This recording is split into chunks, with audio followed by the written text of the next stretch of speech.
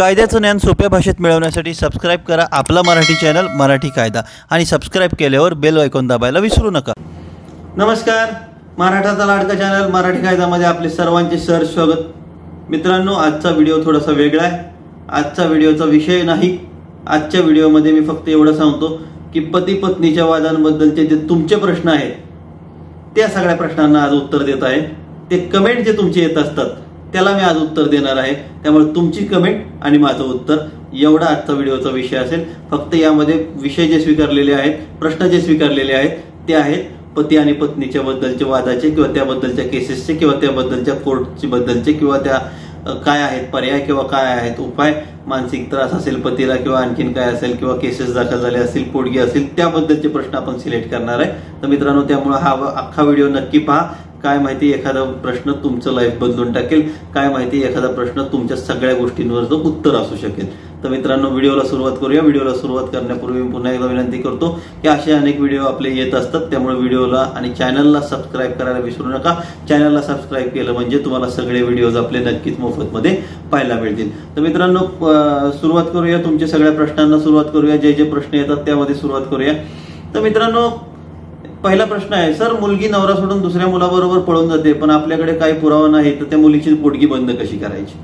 तर मित्रांनो, अशा वेळी काय करायचं असतं, ती पळून गेलेली आहे ना आणि तरी पोटगी घेते आहे, कुणाबरोबर गेलेली आहे, काय गेलेली आहे याचा थोडासा तपास करणं गरजेचं आहे आणि त्या दृष्टीने पोलीस कंप्लेंट करण्याचं गरजेचं आहे। एका केसमध्ये आम्ही काय केलं होतं सांगतो तुम्हाला। आज मी त्याबद्दलचं फार मोठं गुपित सोडतो की एका केसमध्ये काय केलं होतं की एक अशीच बाई लग्न करून दुसऱ्या बरोबर राहत होती, परंतु इकडची मात्र पोटगी खात होती।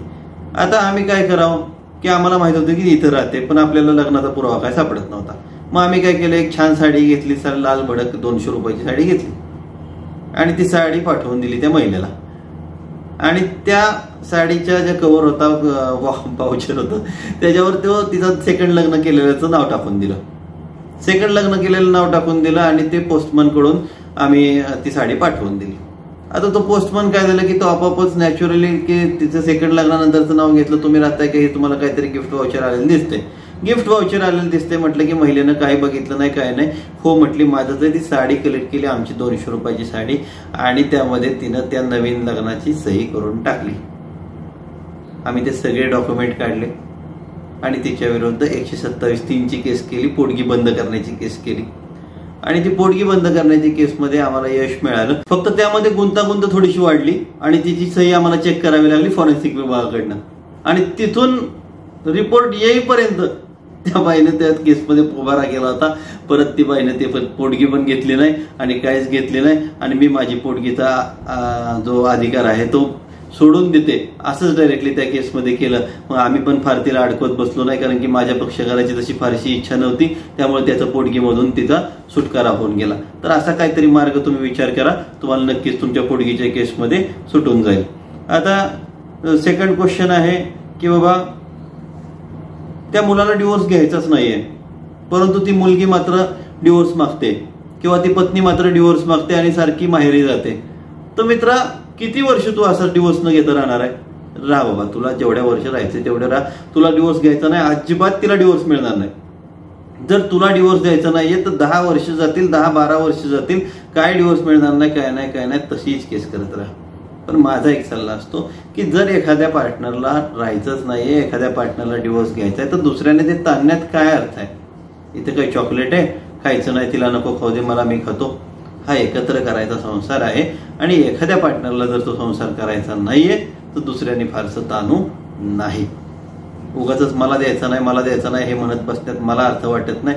त्या तसल्या गोष्टीमध्ये मला तर मी त्या केसेस पण तसल्या घेत नाही की मला द्यायचं नाहीये, तुला नाही द्यायचं तर बस तसंच बाबा, तुझ्या तू गावी बस आणि तुझ्यातून नंतर पोटग्या पण भरत बस आणि तुझ्यातून नंतर जेलमध्ये पण जात राहा। थँक्यू। आता आपण तिसऱ्या क्वेश्चन बद्दल आपण येतोय। तिसरा क्वेश्चन आहे की माझ्या पत्नीला तिच्या प्रियकराबरोबर पकडले आहे आणि राग अनावर झाल्यावर मी त्यांना थोडीशी मारहाण केलेली आहे, आता त्याच्याबद्दल मी काय करू? तर मित्रांनो, की याला ग्रेव्ह अँड सडन प्रोव्होकेशन म्हणतात। त्यामुळे हे जर तुम्ही सिद्ध केलं की यांना मी अशा वाईट अवस्थेत पकडलं होतं आणि त्यामुळे मी तिला मारहाण केलेली किंवा त्यामुळे मी त्यांना दोघांना पण मारहाण केलेली, तर तुम्हाला काहीही होणार नाही। उलट काय सांगावं किंवा तिच्या विरुद्धचा आपल्याकडे चांगला पुरावा मिळून जाईल। तर मित्रांनो, त्यामुळे कधी कधी वाईट गोष्टी तर चांगल्या पण होऊन जातात आणि तुम्हाला त्यांच्या अफेअरचा एक चांगला पुरावा मिळून तुम्हाला डिवोर्स मात्र नक्की मिळून जाईल. त्यामुळं अशा गोष्टींमध्ये मारहाण नाही करायची मित्रांनो. आता जरी मी मार्ग सांगितला असला तरी आपल्याला जर रेड हँड पकडले तर त्या गोष्टीचा पुरावा घ्यायचा. रेड हँड पकडलं म्हणजे अचानक पकडलेलं असेल पण त्या थोडंसं मानसिक शांतता ठेवायची आणि त्यावेळेस तिथे जाऊन त्यांचा फोटो व्हिडिओ करण्यावर भर द्या आणि डिवोर्स घ्या. मारामारी हा काय मार्ग नाही मित्रांनो. त्यांना मारामारी करून परत तुम्ही जेलमध्ये जाणार आणि ते दोघं शांतपणे अफेअर करून राहतील. त्यापेक्षा तिच्यापासून वेगळं व्हा. तुम्ही पण दुसरा घर उभा करा, तुम्ही दुसरा नवरी करा आणि मग नीट राहा. परंतु तिच्या नादात तुम्ही जेलमध्ये त्यांना दोघांना शांत आरामात, तर तसं काय मित्रांनो करू नका. ओके. तर वेगळ्या प्रश्नावर जाऊ की पत्नी घटस्फोट घेताना लग्नातून दिलेल्या वस्तू परत मिळवण्यासाठी काय करता येईल किंवा पत्नी मागत आहे त्या वस्तू. मित्रांनो, घटस्फोट देत असताना तुमची पत्नी जर त्या गोष्टी मागत आहे तर त्या 100% देऊन टाका. अनेक गोष्टी या स्त्रीधन असतात, त्यामुळे त्या पत्नीचा 100% अधिकार असतो की त्या गोष्टी मिळवत राहणं. आणि जर घटस्फोट मागते ना, जर ती घटस्फोटला तयार आहे ना, तर किरकोळ गोष्टींवर अडून राहू नका. वस्तू देणं बरं का ते 10 वर्ष केसेस करणं बरं. त्यामुळे एक माझा मित्र आहे, असाच म्हणजे क्लायंट आहे, जर जवळचा झालाय तुमच्यासारखा येऊन तर तो म्हणायचा की आता ही एकच वस्तू राहिली, काय राहिली. मी त्याला फक्त कानाखालीच वाजवायची ठेवली होती की बाबा देऊन टाक ती वस्तू, अजून एखादी गोष्ट नवीन घेऊन देऊन टाक, परंतु ही गोष्ट संपव. तुला लक्षात येते का तू कोणती केस जिंकतोय? जर डिवोर्सची केस जिंकतोय, डिवोर्स मिळतोय, तर तू वस्तूंमध्ये कुठला जीव वाढलाय? हा मूर्खपणा आहे, तुमच्या लोकांचा मूर्खपणा आहे. देऊन टाकते तर मागून टाकते तर देऊन टाका पहिल्यांदा. घटस्फोट पण द्या आणि ती भांडी पण द्या. तर मित्रांनो, पुढच्या प्रश्नावर जाऊया. साहेब, माझ्या पत्नीने आणि मेहुण्याने 324चा गुन्हा दाखल केलेला आहे आणि आता त्याच्यामुळे माझ्या इतर गोष्टींवर काय परिणाम होईल आणि त्या केसमध्ये काही समझोता होऊ शकतो का? तर मित्रांनो, 324च्या केसचा फारसा परिणाम तुमच्या इतर कोणत्या करिअरवर होणार नाही. 324च्या केसमध्ये अनेक वेळा दंडावर पण सुटून जातं आणि 324ची केस ही नवीन कायद्यानुसार कंपाऊंडेबल आहे, मिटवण्याजोगी आहे. त्यामुळे तुमच्यात जर समझोता होतोय तर 324ची केसमध्ये तुम्हाला समझोता पण करता येईल आणि ऑन द स्पॉट ती केस त्याच दिवशी मिटवता सुद्धा येईल. तसंच 324च्या केसमध्ये आता अटक होत नाही, त्यामुळे घाबरायचं कारण नाही. 7 वर्षापर्यंतचे जे गुन्हे आहेत त्यामध्ये अटक नाही करायचा सुप्रीम कोर्टाचा आदेश आहे. त्यामध्ये जर अटक केला असेल तर त्याच वेळी ऑन द स्पॉट अटक करून आल्या त्या कोर्टामध्ये अर्ज करा की या केसमध्ये सुप्रीम कोर्टाने 7 वर्षापर्यंत अटक करायला नकार दिलेला असताना मला बेकायदेशीररित्या अटक केलेली आहे, त्यामुळे या पोलिसांना पहिल्यांदा बंदोबस्त करावा, त्यांचं निलंबन होईल. ओके. तर त्यामुळे 324च्या एक गोष्टीबद्दल, या केसबद्दल फारसा काही विचार करण्याची किंवा फार ह्याच्यात जायची गरज नाही.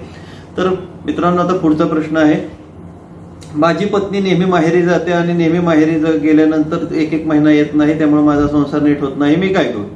मित्रांनो, थोड्या दिवसापूर्वी मी एक व्हिडिओ केला होता किंवा थोड्या दिवसांनी आणखीन एक व्हिडिओ पण येणार आहे की त्याच्यावर तुमचा अधिकार आहे. जर तुमची पत्नी तुमच्या मनाच्या विरुद्ध माहेरी जात असेल तर याचे फक्त पुरावे गोळा करा, तुम्हाला नक्की घटस्फोट मिळून जाईल, 100% घटस्फोट मिळून जाईल.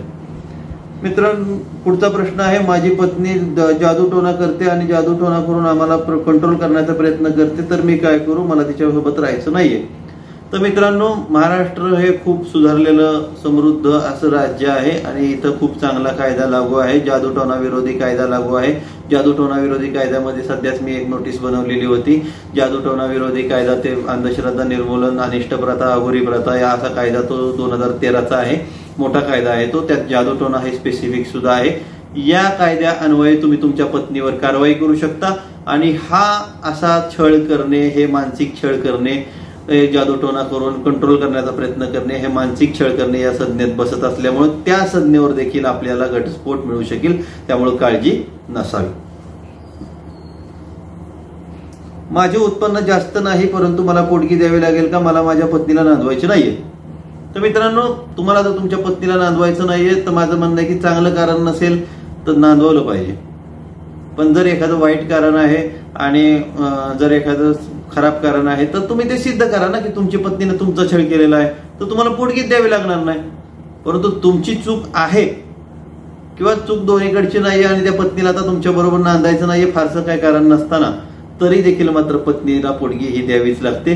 नाही तुझ्याकडे ऐपत्य कशाला बाळा लग्न केलं होतं? लग्न झाल्यावर जर चुकी नसेल आणि जर तुला सिद्ध करता येत नसेल की ह्या पत्नीला माझा छळ केलेला आहे तर पोटगी ही द्यावीच लागेल. मग तुम्ही जेलमध्ये जाऊन काम करून पोटगी द्या, मग तुम्हाला पोटगी देता येईल. त्यामुळे हे असलं काही सांगायचं नाही की माझ्याकडे आता उत्पन्न नाही. आता पुढचा क्वेश्चन आहे मित्रांनो, माझ्या पत्नीचे अफेअर मला लग्न झाल्यावर 3 महिन्यानंतर समजले आहे. आता मला घटस्फोटसाठी 1 वर्ष थांबण्याचा सल्ला दिला जात आहे. सर मी काय करू? एकदम चुकीचा सल्ला. मित्रांनो, लग्न झाल्यावर जर 1 वर्षाच्या आत तुम्हाला कळालेलं आहे की हे लग्न तुमची फसवणूक करून झालेलं आहे, अफेअर आहे, डिसीज आहे म्हणजे आजार आहे किंवा आणखीन काय आहे किंवा आणखीन काय वेगळं कळालं आपल्याला, तर तुम्हाला त्या पत्नीसोबत राहायची गरज नाही. 1 वर्षापर्यंत तुम्हाला डिवोर्सला थांबायची गरज नाही. मित्रांनो, ह्या सल्ला मी देऊन कंटाळलो की 1 वर्ष थांबायची गरज नाही. त्याला नलिफिकेशन ऑफ मॅरेज म्हणजे कॅन्सलेशन ऑफ मॅरेज खाली जाता येईल, सेक्शन 12 खाली जाता येईल आणि सेक्शन 12 खाली जाऊन तुम्हाला हे विवाह रद्द करता येईल, नल अँड वॉइड करता येईल, म्हणजे हे कॅन्सलेशन ऑफ मॅरेज करता येईल. जर आपल्याला लग्नापासून फसवणूक झाली असेल तर 1 वर्ष थांबण्याची अट तुमच्या लोकांसाठी नाही बाबा. तुम्ही डायरेक्टली डिवोर्स घेऊ शकता, तुम्ही डायरेक्टली तुमचा न्याय मिळवू शकता. सर माझ्या नावावर माझी प्रॉपर्टी आहे. आता माझी पत्नी माझ्यासोबत नांदत नाही आणि तुझी प्रॉपर्टी तुला राहू देणार नाही अशी म्हणते, धमकी देते, तर मी काय करू? मित्रांनो, याही प्रश्नावर आपण उत्तर दिलेलं आहे. तुमच्या कोणत्याही प्रॉपर्टीमध्ये तुमच्या पत्नीला अधिकार लागत नाही. फक्त तुम्ही जर मेला तर मग तिचा अधिकार सुरू होतो. तर मित्रांनो, मग त्याची फक्त आधी काळजी घ्या की तुम्ही त्याचं मृत्यूपत्र वगैरे काय करायचं ते करून ठेवा. तुम्ही जर तुमच्या खरेदीची प्रॉपर्टी असेल तर म्हणजे साध्या प्रश्नात उत्तर काय, तुमच्या खरेदीच्या प्रॉपर्टीमध्ये तुमच्या पत्नीला कोणताही अधिकार नाही. मुलांना मात्र आहे, तेही तुमच्या मृत्यूनंतर. आधी नाही, बिलकुल नाही. तुमची प्रॉपर्टी फक्त जिवंत असेपर्यंत तुमचीच. बाकी जर तुम्ही मृत्यूपत्र करून ठेवणार असेल तर मृत्यूनंतर देखील तुम्ही त्याची विल्हेवाट तुमच्या मनाप्रमाणे लावली हे ठरवून द्या किंवा हे निश्चिंत राहा. आता मित्रांनो, पहिल्यांदा असं येते परत की समुपदेशन कार्यालयात माझी तक्रार झालेली आहे, मी काय करू? मित्रांनो, समुपदेशन कार्यालयात तक्रार झालेली असताना 498 न होण्यासाठी प्रयत्न करा. तिला मी सांगितलेले अनेक मार्ग आहेत. तुम्ही तिला विचारा की मी तुला आजपर्यंत काही मागितलं आहे का वगैरे, या गोष्टी सिद्ध करा. त्या समुपदेशन कार्यालयात अनेक वेळा केसेस होताना मागणीबद्दलची केस किंवा मागणीबद्दलचा मजकूर टाकलेला नसतो. त्यामुळे त्याचा फायदा घ्या आणि त्यामध्ये सविस्तर उत्तर द्या की 498 कधी होतो? फक्त जर पोटगी मागितली किंवा जर काही प्रॉपर्टी मागितली तरच होतो. इतर गोष्टीसाठी 498 होत नाही. त्यामुळे माझ्या विरुद्ध 498 खोटी करू नका. त्यामुळे महिला समुपदेशन केंद्रात भरोसा सेल काय असेल वेगवेगळ्या भाषेत, वेगवेगळ्या महाराष्ट्रात आपल्या वेगवेगळ्या एरियात त्याला वेगवेगळं म्हटलं जातं. सहाय्यता केंद्र, समुपदेशन केंद्र, भरोसा सेल, नारी सबलीकरण केंद्र वगैरे वगैरे वगैरे वगैरे. तर या अशा कुठलेही अर्ज झाले असतील तर ते खूप सिरियसली घ्या. तुमची केस तिथंच उडवायला तुम्हाला खूप चांगला चान्स असतो. आता पुढचा प्रश्न आहे मित्रांनो की माझी पत्नी मुलांना घेऊन गेलेली आहे आणि तिच्यासोबत माझ्या मुलांचे भविष्य फारसे चांगले नाही. आता मी काय करू? तर मित्रांनो, मी तुम्हाला हेच नेहमी सांगितलेलं आहे की तुमच्या पत्नीची जर आर्थिक कुवत किंवा तिचं राहण्याचं राहणीमान किंवा तिचं राहण्याचं ठिकाण हे जर योग्य नसेल तर तुम्हाला कोर्टामध्ये केस दाखल करता येईल की माझ्या मुलांचं भविष्य हिच्याबरोबर राहून चांगलं नाहीये आणि हिचा ताबा माझ्याकडे द्यावा. आणि तुम्ही अशी जरी तुमची मुलं आणली तरी वडिलावर तरी अजून तरी काही किडनॅपिंगचे सेक्शन्स लागू होत नाहीत इंडियामध्ये. आता कायदे बदलणार आहेत, परत काय होईल सांगता येणार नाही. निर्णय घ्यायचे ते लवकर घेऊन टाका. पळवून आणतोय असं म्हणू नका, परंतु मी सांगतोय की सध्या तरी वडिलांवर, पतीवर, नवऱ्यावर किंवा पित्यावर किडनॅपिंगची केस होत नाही. आता पुढचा, या अशा अनेक व्हिडिओ किंवा अशा अनेक कमेंट्स येत आहेत. त्या कमेंट्सवर आपण अशा मधून अजून एखादा घेतच जाऊ. आता आणखीन 1-2 आपण असे प्रश्न घेऊ, कारण की हजारो प्रश्न आहेत आपण घ्यायचे की त्याने आपण व्हिडिओ कधी करायचा हा प्रश्न आहे. परंतु मला एक्स पार्टी डिवोर्स घ्यायचा आहे. आता त्यासाठी काय करू? एक्स पार्टी डिवोर्स घ्यायचा आहे असं नसतं बाबांनो. हे किती वेळा मी सांगू, एक्स पार्टी डिवोर्स आपण घेत नाही. एक्स पार्टी डिवोर्स म्हणजे काय, तर आपण केस दाखल केली बायकोवर आणि बायको त्या केसमध्ये येत नाहीये, तर मग कोर्ट त्याच्यात ऑर्डर करतं की आता पत्नीच्या ॲब्सेन्समध्ये, अनुपस्थितीमध्ये ही केस सुरू ठेवावी. आणि जेव्हा ती केस तिच्या अनुपस्थितीमध्ये सुरू होते, चालू राहते, त्यावेळेस ती केस बनते एक्स पार्टी. म्हणजे एक्स पार्टी केस आपल्याला डायरेक्ट जाऊन करता येत नाही. मला एक्स पार्टी करायची, आपल्याला विरुद्ध केस करता येते, त्याला कंटेस्टिंग केस म्हणतात. एक्स पार्टी नाही. एक्स पार्टी म्हणजे पुढचा माणूस त्या केसमध्ये येत नसेल तर आपल्याला मिळणारा न्याय, मिळणारी केस, मिळणारा जजमेंट म्हणजे एक्स पार्टी केस. ओके. आता मोबाईल नंबर द्या, मला तुमच्याशी बोलायचं आहे. हा प्रश्न जरी फार महत्वाचा नाही तरी महत्वाचं मित्रांनो एकच मी सांगतो तुम्हाला सगळ्यांना की या व्हिडिओमध्ये अनेक वेळा माझा नंबर येऊन गेलेला आहे. परत मला माझा नंबर विचारायचा आणि माझा नंबर कसा करू. तर मित्रांनो 9766688884 वर या नंबरवर तुम्ही मला व्हॉट्सअपला हाय करा आणि माझ्या गायडन्स मिळवा. मोफत सल्ला बुधवारी आपण संध्याकाळी देतो, त्या गोष्टीचा फायदा घ्या. आणि ज्यांना सविस्तर गोष्टी किंवा सविस्तर भेटायचं आहे, सविस्तर चर्चा करायची, त्यांच्यासाठी वेगवेगळे पर्याय तुम्हाला व्हॉट्सअपला केल्यावर कळतीलच. परंतु लोकांना डायरेक्टली व्हॉट्सअप व्हिडिओमध्येच कळावं यासाठी आपण हे डायरेक्टली चर्चा करत असतो, डायरेक्टली हे आपण सल्ले देत असतो की तुम्हाला हे सगळे सल्ले जे आहेत ते मोफत द्यावं. सर नमस्ते, डेझर्शन ग्राउंडवर डिवोर्स घ्यायला 2 वर्षाचा कालावधी लागतो, पण 2 वर्ष आधी डेझर्शन ग्राउंडवर डिवोर्स घेता येतो का? तसेच मुलीचे वडील डिवोर्स व डीवीची केसचा वकील म्हणून मुलीची डिवोर्स व डीवीची केसचा वकील म्हणून वकीलपत्र देऊन लढू शकतात का?